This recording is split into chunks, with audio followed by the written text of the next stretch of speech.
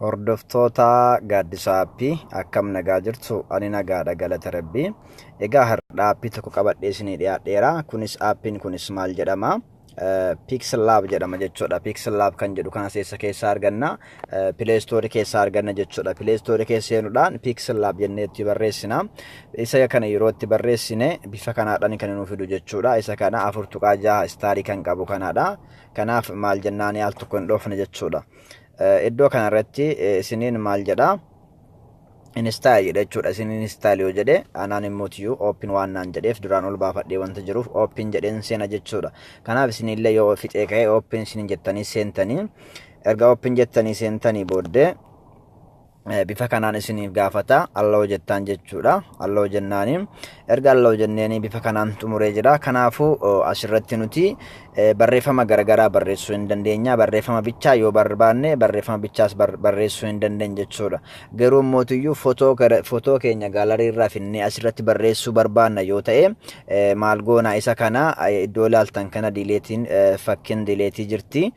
Ishee kana jechuudha. Al tokko hin dhoofna. Al tokko yoo dhoofne okay jennaani asirraa badeera jechuudha. Kanaaf amma maal barbaanna suuraa gaalarii irraa garana fidachuu waan barbaannuuf pilaasii kana jechuudha. Eda'uu mataa gubbaarra jirtu sana eda'uu sana al tokko hin dhoofna. Erga dhoofne booda ammas immoo asirratti jechuudha from gallery kan jedhu keessa seennaa. Isa keessa erga seenne isa al tokko erga dhoofne gaalarii irraa jechuudha suuraa qabnu nuuf fida jechuudha. Kanaafuu isa barbaadan irratti galfachuu dandeessanii. Fakkeenyaaf ani alaabaa Itoophiyaa kana irratti galfachuu yeroo barbaade maaliin godha raayitii gara jalaa kanaan jirtu kana al tokko nan dhaa jechuudha. Raayitii kana yoon dhaa bifa kanaan naa fida. Gabatee kana guuttachuu yoon barbaade yoo barbaadan suuraa biraas fiduu hin dandeessan jechuudha. Amma iddoo kanatti suuraa biraallee fiduu hin dandeechuudha. Yoon fiduu barbaade maalan godha ammallee eda'uma kanan dhaa jechuudha. Eda'uma yoon dhahe ammallee from gaalariin jedhaanii suuraa barbaadan itti dabalachuus hin dandeessanii. Ammallee deebi'ee isuma yaada'u ammallee jalanatti raayitii kanan tuqa jechuudha. Erga raayitii kana tuqee booda immoo ammas yoo ilaaltan isuma Itoophiyaa alaabaa Itoophiyaa kanan fidee as kaa'ee jira jechuudha. Kanaaf isa kana gabatee kana guuttachuu barbaadan isin afurii sanga barbaadan kaa'uu hin dandeessanii. Amma ani isuma kana irratti barreessus waan barbaadeef tokko bicha irratti barreessuu waan barbaaduu fi isa kana bifa kanaan yoon asii balleesse hin bada jechuudha yoo ilaaltan. Kanaaf isa tokkocha kana immoo gabatee kana guutuudhaaf ani maaliin godha isa tuqaa jalanaa kana gadan harkisa jechuudha. Akkasuma kan cinaa kanallee garana yoon harkisee naaf ni guute jechuudha. Amma isuma kanaan gad harkisa yoon harkise amma ilaaltanii nuuf guutee jira jechuudha. Kanaaf akka inni irraa olii gadi na jalaa hin deemneef suuraan irra kaa'e kan akka na jalaa olii gadi hin deemneef isa mataa gubbaa isinii marsitana al tokko hin dhooftu. Erga dhooftanii booda maal gootanii ni qolloftu jechuudha. Iddoo qulfiin isinii dhufe qulfii al tokko hin dhooftanii hin diimata jechuudha. Ergasii bifa kanaan isinii dhufa kan jalanatti ilaaltan kana isa jalanatti ilaaltan kana al tokko achi harkistu jechuudha. Garana yeroo harkisne irraa nuuf deebi'a jechuudha. Amma asirratti barreeffama garagaraatti barreessuu yeroo barbaade maaliin tuqa jechuudha. Qubee jalana jirtu kana A kana jechuudha. A kana yoon tuqaase naaf fida jechuudha barreeffama. Kanaaf A kana nan dhaa. Ergasii immoo akkuma ilaaltan gara jalanaa kanatti eda'uu taatee teekist jettee jirti jechuudha. Ishee al tokko nan tuqaasa. Okay, ishee al tokko yoon tuqaase ammas immoo maal na barbaachisa jechuudha. Barreeffama irsaasii fakkaattu kana edit kan jettu kana al tokko nan dhaha. Okay, ishee al tokko ergan dhahee bifa kanaan naaf fida jechuudha. New text jedhee jechuudha. Isa kana maalan godha irraan haqa jechuudha. Erga irraa haqee booda immoo mee maal jedheetti barreessaa Itoophiyaa jedheetti barreessu. Okay, Itoophiyaa jedhee yoon itti barreesse bifa kanaan jechuudha. Akkasuma immoo wanta barbaadan itti barreessuu dandeessanii. Fakkeenyaaf ani gaaddisa aappii jedhee itti barreessu. Gaaddisa aappii jedhee yeroo itti barreesse. Okay, bifa kanaan yeroo itti barreesse mataa gubbaarratti akkuma ilaaltan kana okay jettee dhufti jechuudha. Kanaaf ishee kana maaliin jedhaani okay jedhaani. Akkasuma immoo garana harkisee asirratti jechuudha. Amma istaayilii ishee kana qubee gurguddaatti yoon deebisuu barbaade gara jalaa kana irratti yoo argitan gara jalaa kanatti yoo argitan jechuudha. Isa kana size jettee kan jirtu kana jechuudha. Size jedhee jira. Maaliin godha jechuudha. Size kan jedhu kanaan dhaha. al tokko isa yoon dha'e akkuma ilaaltan kana jechuudha. Size jettee kan jirtu kana itti dabalachuu hin dandeenya, irraa hir'isuu hin dandeenya jechuudha. Fakkeenyaaf gara fuulduraa yoon harkisee hin guddata jechuudha. Akkuma ilaaltan kana ni guddataa deema jechuudha. Kan fakkeenyaaf asirratti yoon dhiise maalan godha raayitii kanan tuqa jechuudha. Kanaaf raayitii kana yeroon tuqe naaf dabarsee jira gara fuulduraatti jechuudha. Kanaaf ammas immoo jalanuma harkisee kalarii isaa kana yeroon barbaade, fakkeenyaaf kalarii jijjiiruu yeroon barbaade barreeffama kana al tokko isa kanan dhaa jechuudha. Kalarii kana nan dhaha. Akkuma ilaaltan gurraachaan barreessuu dandeessu, diimaadhaan godhuu dandeessu. Kan isin toleen hojjechuu hin dandeessan jechuudha. Kanaaf ani immoo adimaan hin barreeffama, adiidhaan hin barbaade yoon ta'e ergan isa dha'ee kalarii kana dha'ee booda raayitii afoo jirtu kana jechuudha. Raayitii kana nan tuqaasa.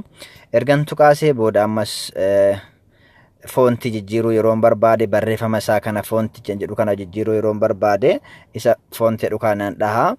Ergan dha'ee booda isin kan barbaadan irra kaa'uu hin dandeessu. Ani fakkeenyaaf isa kanarra yoon tuqaase achiin booda ergan tuqaasee booda jalanatti OK naan jedha. OK jedhaan jechuudha.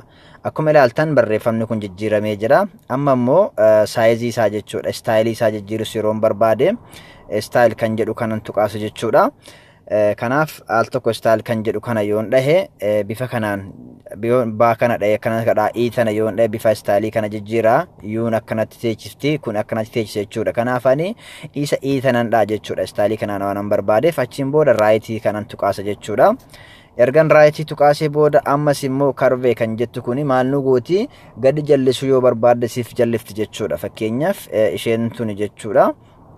Isheen tuni al tokko nan tuqaasa. Ergan tuqaasee sarara kana jalatti gara kana keessa yoon dabalaa deeme akkuma ilaaltan maal godhaa deema, jallisaa deema jechuudha. Gadi fakkii sana irratti gadi qajeelchaa deema jechuudha. Ani immoo bifa kanaan yoon barbaade ta'e bifa sanaanii deebisaatti gara jalaa kanaan immoo akka ol garagalchuus yoon barbaade akkuma ilaaltan bifa kanaan jechuudha. Bifa kanaanis kaa'uu dandeessu. Ani immoo garuma gubbaadhaan kaa'uu waan barbaadeef gara gubbaadhaan kaa'uu waan barbaadeef jechuudha.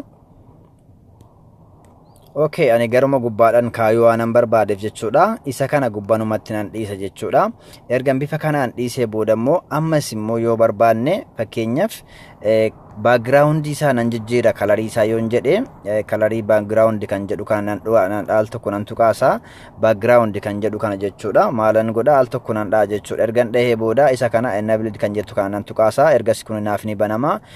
Duuba isaa bifa kanaan kaa'uu hin danda'a, adiidhaan kaa'uu hin danda'a, diimaadhaan kaa'uu hin danda'a. Halluu isinitti bareeden kaa'uu hin dandeessan jechuudha. Halluu garagaratin kaa'uu hin dandeessanii. Ani fakkeenyaaf isa kana yoon diimaadhaan waanan kaa'u ta'e akkasuma immoo bakka halluu isinitti toleen kaa'uu hin dandeessan jechuudha. Nama magariisa kana yoon kaa'uu barbaade isa kana magariisa kana hunduma isaa garana harkisuu nan danda'a. Akkasuma garanaatiin akkanaas harkisuu hin danda'a. Okay, akkuma isinitti tole jechuudha. Istaayilii isaa jijjiiruu hin dandeessanii. Kanas immoo bifa kanaan bareechisuu hin dandeessan jechuudha. Okay, isa kana fakkaata. Isa kanas immoo bifa kanaan bareechiftan erga kaatanii booda maal jettuun raayitii kana dhooftu jechuudha. Erga raayitii kana dhooftanii booda immoo erga raayitii dhooftanii akkamitti seef goona kan jedhu mataa gubbaarratti eda'uu cinaatti kan argamtu kana mataa gubbaarratti eda'uu cinaatti kan argamtu kana jechuudha. Iddoo kana irratti kan argamtu gara olaanutti kan argamtu kana jechuudha. Gara olaanutti kan argamtu kana al tokkoon dhoofna. Erga isa dhoofne booda save as image jedha jechuudha. Save as image nuun jedha. Kiitu isa kana jechuudha. Isa kana maal goona al tokkoon dhoofna jechuudha. Erga dhoofne jalan irratti maal nuun jechaa jira. Save to gallery jedha. Akkasuma share jedha jechuudha. Yoo barbaadan share gootu, yoo barbaadan save to gallery jettuun jechuudha. Kanaaf amma save godhachuu waan barbaadeefi save to gallery kan jedhu kana nan dhaha. Bifa kanaan isiniif save ta'ee jira jechuudha. Okay, appii baay'ee namatti toludha. Kanaaf immoo appiin kun isintti tole nama biraatiif share gochuu hin dagatinaa. Gaaddisa appii jechuudhaan subscribe godhaa isiniin jedha. Turtii gaarii isiniif haa ta'u.